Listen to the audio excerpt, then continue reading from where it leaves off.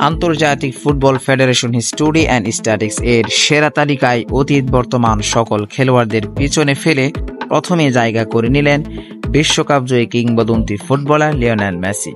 কিন্তু সেরা ৩ জনের মধ্যে নেই রোনালদো বা নেইমারের নাম। প্রথমেই রয়েছেন লিওনেল মেসি।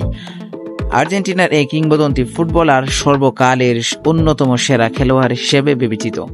তার অসাধারণ ড্রিবলিং দক্ষতা, গোল করার ক্ষমতা এবং প্লে মেকিং তাকে অনন্য করে তুলেছে।